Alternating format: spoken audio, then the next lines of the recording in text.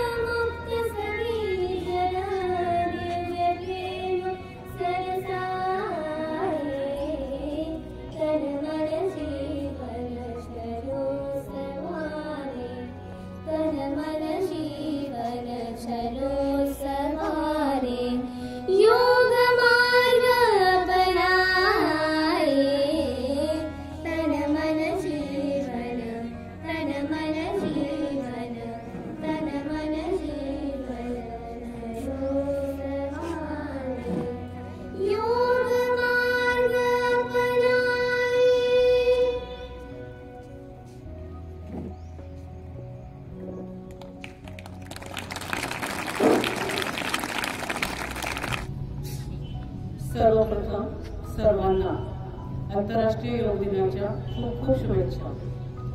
विद्यार्थी मित्रमैत्रिणींनो, संस्कृतमध्ये एक वाक्य आहे, योग कर्मसु कौशलम, म्हणजे योगामुळे कामात कुशलता येते।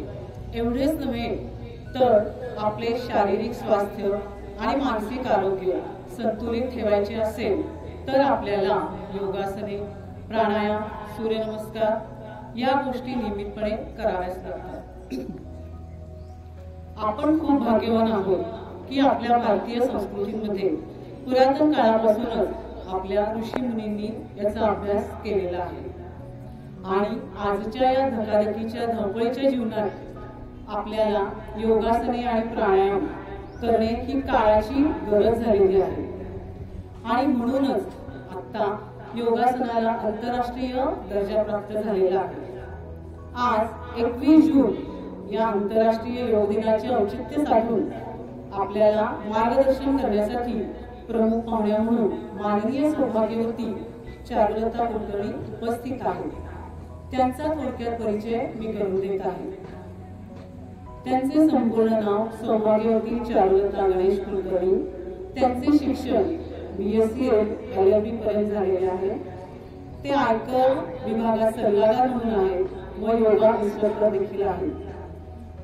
त्या सोलापूर जिल्हा योग परिषदेच्या संस्थापक सचिव आहेत। त्याचबरोबर राणी कित्तूर चन्नम्मा स्मारक भवन समितीच्या सचिव आहेत। त्याचबरोबर शिल्पांगण योग सेंटरच्या संचालिका आहेत।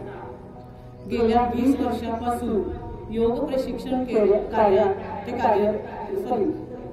20 वर्षांपासून योग प्रशिक्षण क्षेत्रात कार्यरत आहेत आणि विशेष म्हणजे मॅडम आपल्या शाळेत देखील यापूर्वी बऱ्याच वेळेला योग प्रशिक्षण देण्यासाठी आलेल्या होत्या। अनेक योगासन स्पर्धेत त्यांनी पंच म्हणून अतिशय उत्कृष्टरित्या काम केलेलं आहे. या योग दिनानिमित्त योग क्षेत्राशी संबंधित असलेली एक अनुभव व्यक्ती आपल्याला प्रमुख पाहुण्या म्हणून लाभलेल्या आहेत. त्यांचा मी प्रशालेतर्फे स्वागत आणि सत्कार करते. त्याचा त्यांनी स्वीकार करावा. मान्यवर सर्व शिक्षक, शिक्षकेतर आणि माझ्या विद्यार्थी मित्रमैत्रिणींनो, सर्वप्रथम आजच्या 10व्या आंतरराष्ट्रीय योग दिनानिमित्त सर्वांना शुभेच्छा. सगळीकडे योग दिन साजरा होतोय. सगळेजण असं करा, हे करा, पूर्वीपासून काय आहे हेच आपल्याला सांगतायत. हे सगळं तुम्हाला आता माहीत असेल. हे 10वं वर्ष आपण साजरे करत आहोत. तर आपण ह्याचा काय अनुभव घेतला हे सांगू शकता का तुम्ही? दरवर्षी आपण एक संकल्प करतो की मी आजपासून योगाभ्यासाला सुरुवात करेन आणि मी हे कंटिन्यू करेन. तर आपण किती जण हे कंटिन्यू करता हे सगळ्यात महत्त्वाचं. बघा किती हात वर येतात.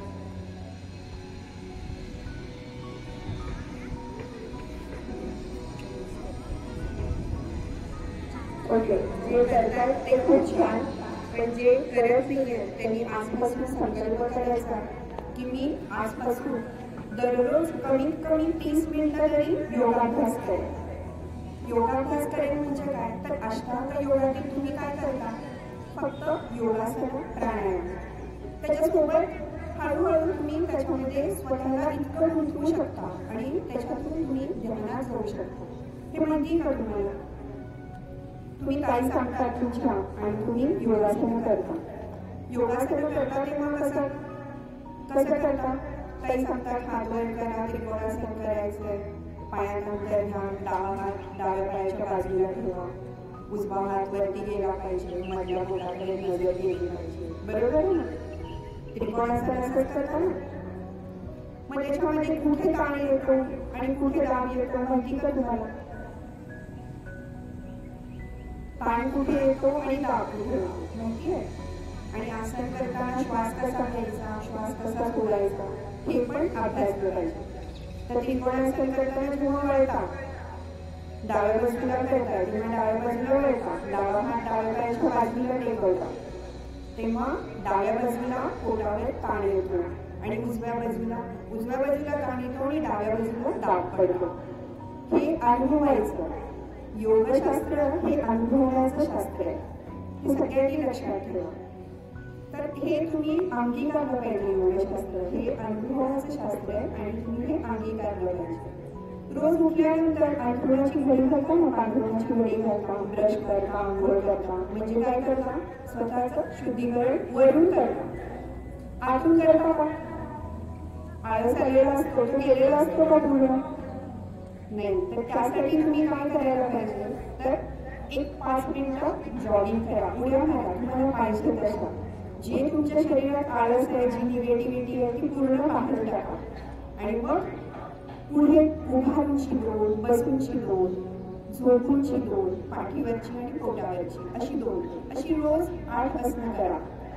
आणि मग 15 दिवसांनी एक फक्त कुठेतरी एक चार्ट लिहून ठेवा की तुम्हाला पहिल्या दिवशी काय वाटलं, थोडंसं दुखलं, दुसऱ्या दिवशी थोडं कमी झालं पण थोडं शांत वाटतंय, अंगातला आळस निघून गेला असं वाटतंय, वर्गामध्ये लक्ष आपलं जास्ती आपण देतोय असं वाटतंय, एकाग्रता वाढते. हा ना पूर्ण अभ्यास करा. योग हे एक शास्त्र आहे.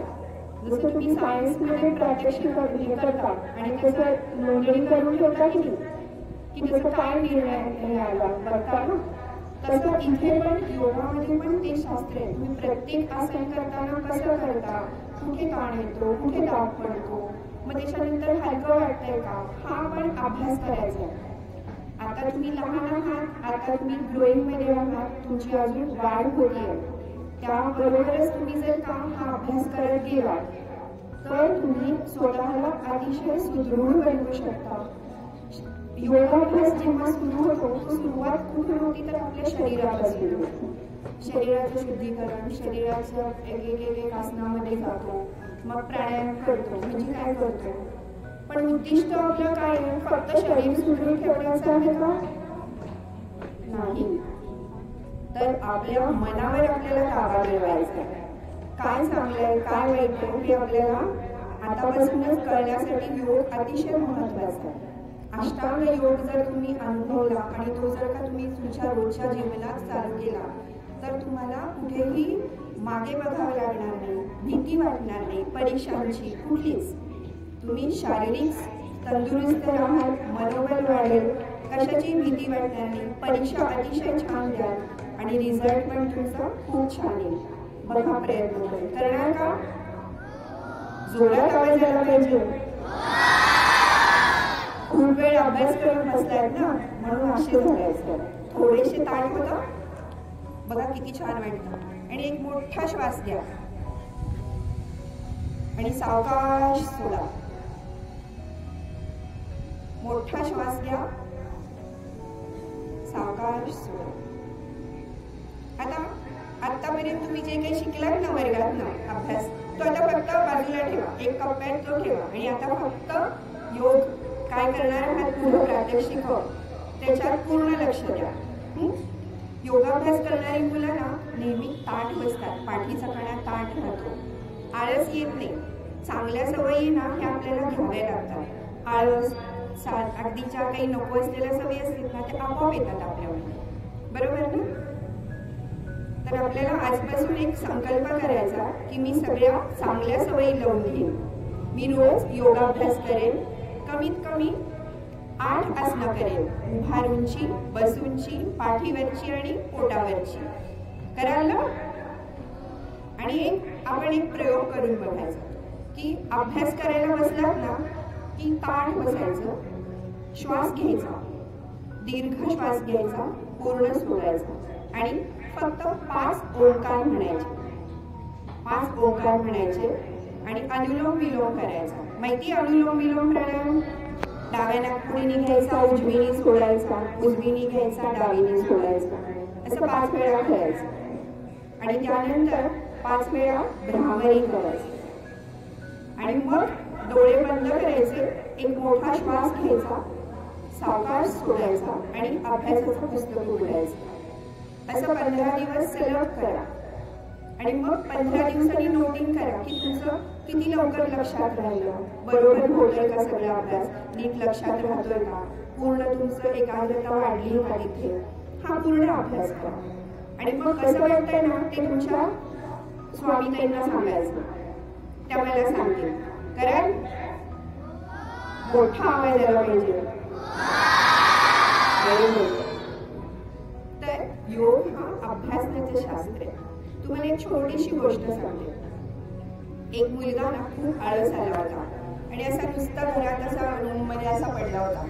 तेवढ्यात त्याला एक आवाज आला, समोर जो डोंगर दिसतोय ना त्याला जाऊन तो धक्का मारायचा सकाळपासून संध्याकाळपर्यंत. त्याला कळेल ना कुठे आवाज येतो, कुठे आवाज येतो. ठीक आहे म्हणलं, आपल्याला धक्का मारायला सांगितलं, आपण धक्का मारायचा. आणि तो 6 महिने ना जायचा डोंगराला धक्का मारायचा, सूर्योदयापासून सूर्यास्तापर्यंत. पण त्याला वाटायचं की डोंगर तर कसं पण खायला नाहीये आणि नुसता धक्का मारतो, काय उपयोग आहे. मग एक दिवस फिरून रूम मध्ये येऊन तो ओरडला, काय मला सांगितलं डोंगराला धक्का मारायला. आणि काय झालं, डोंगर कसूऱ्यात पण खायला. तो माणूस म्हणाला, आतमध्ये जा, आवाजच करतो त्या कोणी दिसतून, आतमध्ये जा आणि आश्रमकडून जा. आश्रमकडूनचा शर्ट आहे आणि बघ बरं आश्रम स्वतःला. तर त्याची प्रकृती एकदम छान तयार झाली होती. त्या डोंगराला धक्का मारून मारून छान व्यायाम झाला होता त्याचा आणि तो पूर्ण सुदृढ छान झाला होता. तर असं पाहायला मिळतं. लक्षात आलं गोष्ट काही. तर आपण प्रयत्न करत राहायचं, चांगल्या गोष्टी आपोआप येत राहतात. आणि अजून एक गोष्ट, क्रिकेट खेळायला आवडतं का सगळ्यांना? हो, पण सगळेजण ते तेंडुलकर होणार आहेत का? नाही. आपण क्रिकेट कशासाठी खेळतो? आपल्याला आवडतं म्हणून खेळतो ना, आपल्या आवडीसाठी आनंद मिळावा म्हणून खेळतो. पण रोज जर का तुम्ही छान क्रिकेट खेळत गेला तर तासभर रोज सराव करत गेला तर तुम्ही तेंडुलकर जरी झाला नाही तरी थोडंफार तरी तुमचं नॉलेज वाढेल, तुमची ताकद वाढेल, तुम्ही त्यात प्रवीण व्हाल ना. तर ती गोष्ट आपल्याला घ्यायची आहे, प्रवीण व्हायचं. कुठल्याही गोष्टीमध्ये जोर लावून मन लावून सगळं करायचं, आपोआप यश मिळत राहतं. कुठलीही गोष्ट अशक्य नाहीये. तेंडुलकर पण नाही, पण सदैव यंग होणार हे मान्य. पण यश कुठे अपयशानंतर असतं. त्यामुळे लक्षात ठेवा की प्रयत्न हे करत राहायचे. आजपासून संकल्प करायचा तुम्ही रोज योगाभ्यास करा. धन्यवाद.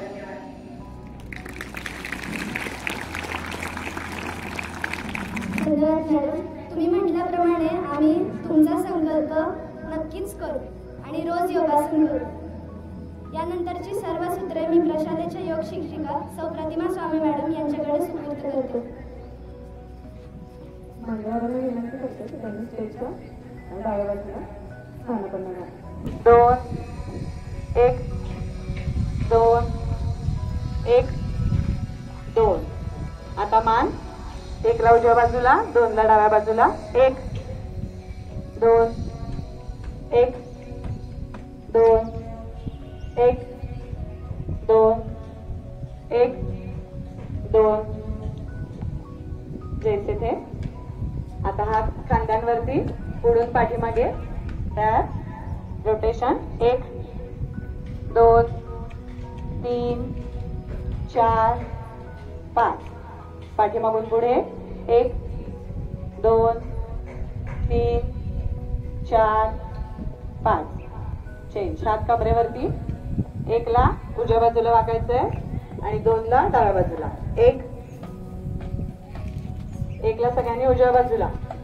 2 डाव्या बाजूला. 1 2 1 2. गडबड नकोय म्हणजे आपण स्थिर आहे. हाताचा नमस्कार. पहिले शिस्तच करा. 3 पाय खाली. दोन्ही हात पाठवर करून उभे राहा सगळे. पाय खाली सगळ्यांचे. ही तर स्थिती आपण छान करू शकतो की नाही. पायाचा बॅलन्स होण्याचं मान्य आहे, पण ही तर स्थिती आपण छान करू शकतो. दोन्ही पाय जुळले, गुडघे सरळ, दोन्ही हात एकदम ताठ हवे आणि नसेल जात तर किमान पायापर्यंत तरी हात पोचले पाहिजे. प्रयत्न करा सगळ्यांनी.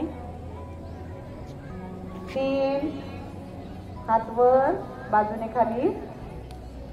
4 दिलाय.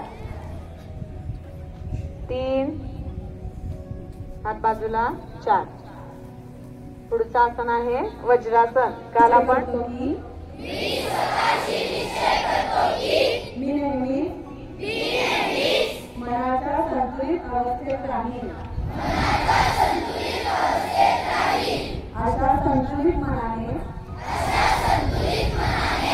सर्वोच्च स्वयंविकास शक्य आहे. जगात शांती, आरोग्य आणि सुसंवाद नांदावा म्हणून स्वतः, कुटुंब, कार्यालय आणि समाजाप्रती कर्तव्य निभावण्यास मी कटिबद्ध आहे. जय हिंद. आणि आदर, माणुसकी दर्शविणारा भाव म्हणजे आभार. या अनुषंगाने मी इथे उभी आहे. सर्वप्रथम आजच्या योग दिनाच्या कार्यक्रमासाठी उपस्थित सर्व मान्यवरांचे आभार व्यक्त करण्याची संधी मला मिळाली, ते म्हणजे वरिष्ठांमुळे. त्याबद्दल त्यांचेही मनापासून आभार. स्वस्थ जीवन जगणे हे जीवनाचे भांडवल आहे. स्वस्थ जीवन जगणे हे जीवनाचे भांडवल आहे. रोज योग करणे ही रोगमुक्ती जीवनाची गुरुकिल्ली आहे. रोज योग करणे ही रोगमुक्ती जीवनाची गुरुकिल्ली आहे. या उक्तीप्रमाणे आपल्या जीवनाची वाटचाल करणाऱ्या अष्टपैलू व्यक्तिमत्व असणाऱ्या सौ चारुलता कुलकर्णी मॅडम यांची आज आपल्याला ओळख झाली. आपल्या प्रशालेत योग दिनाच्या कार्यक्रमाला प्रमुख अतिथी म्हणून आपल्याला लाभले, त्यामुळे त्यांचेही मनापासून आभार. आपली शिप्रमंडळी संस्था जी नेहमी कलात्मक, बौद्धिक आणि सांस्कृतिक वारसा जपण्यासाठी विविध उपक्रम राबवित असते आणि असे कार्यक्रम यशस्वी करण्यासाठी मार्गदर्शन करणारे संस्थेचे आदरणीय शाळा समिती अध्यक्ष श्री राजेशजी पटवर्धन सरांचे मनापासून आभार. कर्तृत्वाच्या आसमंतात गरुडझेप घेणाऱ्या आपल्या प्रशालेच्या मुख्याध्यापिका सौ श्रुती बागेवाडी मॅडम व शाळेच्या पर्यवेक्षिका सौ सुस्मिता तडकासे मॅडम यांचेही मनापासून आभार. सूत्रसंचालन सादर करणारी कुमारी संहिता गद्रे, योगगीत सादर करणाऱ्या शाळेच्या सहशिक्षिका सौ रमा कुलकर्णी मॅडम व विद्यार्थी तसेच आदरणीय शिक्षक वर्ग व शिक्षकेतर वृंद ज्यांनी हा कार्यक्रम यशस्वी करण्यासाठी सहकार्य केले. योग प्रात्यक्षिके घेऊन आम्हाला मार्गदर्शन करणाऱ्या प्रशालेच्या योग शिक्षिका सौ प्रतिमा स्वामी मॅडम यांचेही मनापासून आभार. ज्यांनी प्रत्यक्ष व अप्रत्यक्षपणे सहकार्य केले त्यांचेही मनापासून आभार. कापसाच्या वातीशिवाय शोभा येत नाही समईच्या ज्योतीला, कापसाच्या वातीशिवाय शोभा येत नाही समईच्या ज्योतीला. आणि मित्रांनो, विद्यार्थ्यांच्या टाळ्याशिवाय येत नाही या योग दिनाच्या कार्यक्रमाला. तर एकदा जोरदार टाळ्या होऊन जाऊ दे. एक साथ टाळ्या सुरू कर.